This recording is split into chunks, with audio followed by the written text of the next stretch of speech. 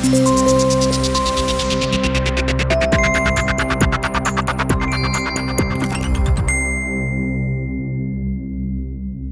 Scottish Government has bowed to growing pressure at Holyrood and agreed to back Labour legislation intended to end period poverty.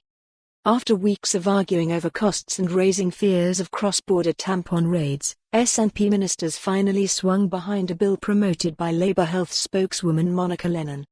Only the SNP and Tories had opposed the Period Products, Free Provision, Scotland, bill. However, last week, Scottish Tory leader Jackson Carlaw said he would now back it when it came to a vote on its general principles next week, leaving the SNP isolated.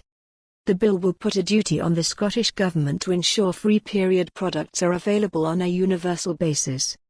Communities Secretary Aileen Campbell said it would cost up to £24 million a year instead of Ms Lennon's £10 million estimate.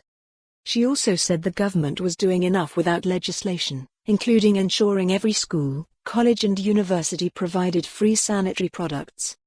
But in a last-minute climb-down, she said the government would now vote for Ms Lennon's legislation at Stage 1, despite significant and very real concerns about the practicality and deliverability of the bill in its current form. The legislation can be amended at its second and third stages. Ms Campbell said, Scotland was the first country in the world to make period products available for free in schools and colleges and to support access to period products for those on low incomes.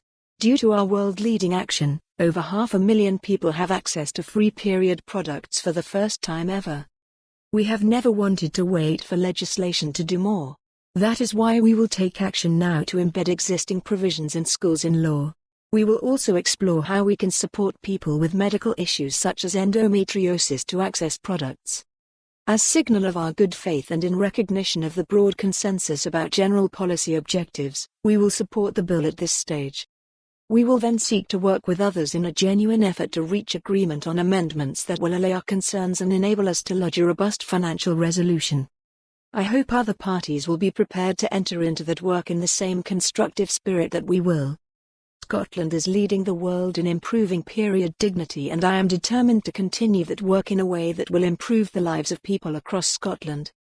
Ms Lennon said it was victory for all the campaigners and activists who had backed the proposal, and thanked Ms Campbell and the other opposition parties. She said, Scotland has already taken important steps towards improving access to period products and tackling stigma. Legislation will guarantee rights, ensure that current initiatives continue in future on a universal basis, and will help us achieve Perio. For more on this story, visit the news article link.